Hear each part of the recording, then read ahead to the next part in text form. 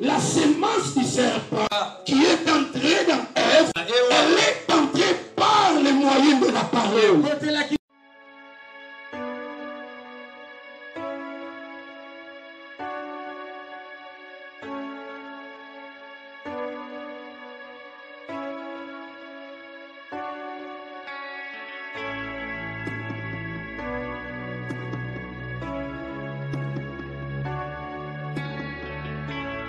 Amen. Quand il fut précipité, il a vu l'homme et la femme qui vivaient dans les délices de l'Éternel. Alors, comme il était rempli de la colère, selon Apocalypse 12, il est descendu vers vous, animé d'une grande colère, sachant qu'il a peu de temps. Maintenant, il est venu s'acharner sur l'homme et la femme. Maintenant, quelle est la méthode qu'il a utilisée pour entrer dans Éden? La Bible dit que le serpent était le plus rusé de tous les animaux. Il y avait le lion, il y avait l'éléphant, le plus gros. Mais pourquoi l'ennemi n'a pas utilisé l'éléphant, les lions et les autres animaux? Il a utilisé les prédispositions qui étaient dans le serpent. Vraiment, lui, comme il est risé, je dois entrer par lui. Et maintenant, quand il est venu, il n'est pas allé vers l'homme. Il est venu vers la femme. Bien aimé, avant le discours du serpent, les fruits n'étaient pas bons et agréables. Je pense que nous avons lu avec vous. Mais c'est après le discours de notre ami serpent que la femme va voir que vraiment le fruit est bon. Le fruit est agréable.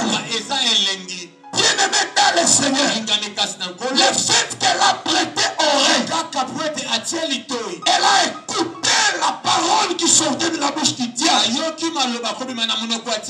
C'est comme quelqu'un qui souffre de la tuberculose. Quand il s'approche près de toi, quand il parle, il y a le basiliscoque qui sort de sa bouche. Et quand ce basiliscoque sort, et une fois tu es infecté, c'est ce qui se fait dans Éden. Comme le serpent savait bien que là dans Éden, il y avait rien de mal. Alors il voulait à tout prix glisser sa semence. C'est pourquoi je me suis toujours opposé aux amis de l'autre côté qui disent souvent que maman Ève est allée avec le serpent. Non. Alléluia. Amen. Ève ne pouvait pas aller avec le serpent. Parce que la zoophilie ne pouvait pas avoir lieu dans Éden. Quand bien même que le serpent n'avait pas la forme actuelle, mais il avait quand même des pattes. Alléluia. Amen. Et ils disent que non, le serpent était ni humain, ni animal, machin. Non. La semence du serpent qui est entrée dans Ève, elle est entrée par le moyen de la parole. Alléluia. Amen. Le fait seulement que Ève a donné l'oreille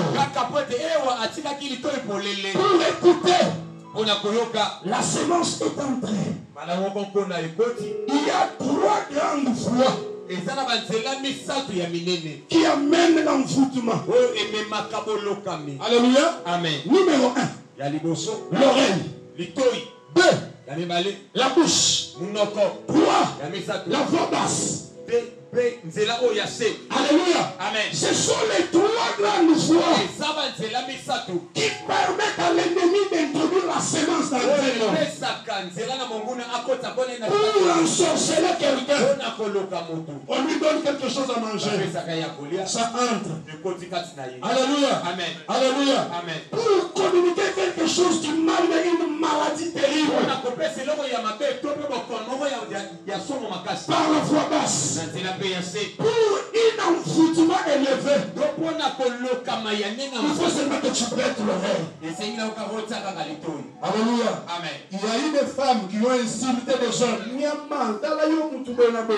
L'homme vient demain, il prête l'oreille. L'homme vient demain, elle prête l'oreille. Et en fin de compte, à quoi il m'a calé. Alléluia. Amen. Parce qu'elle a prêté l'oreille. Genèse dit bien. Genèse dit bien. Et après tout ce que le serpent disait, elle vit que le fruit était bon et agréable. Oh, bien aimé dans le Seigneur, faites attention. Alléluia. Amen. Ne donnez pas vos oreilles à n'importe quel monsieur pseudo-pasteur, pseudo-prophète, pseudo-évangéliste, habillé en veste, il parle un bon petit français, il se débrouille en anglais. Non, ils ne le sont pas. Ce sont des serpents déguisés à cet endroit.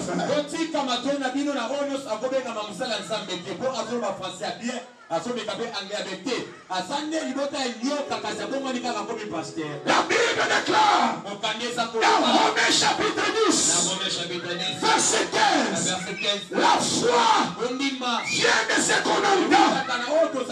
Ce qu'on entend vient de la parole. Alléluia. Amen. Alléluia. Amen. Ça peut être la parole de Dieu.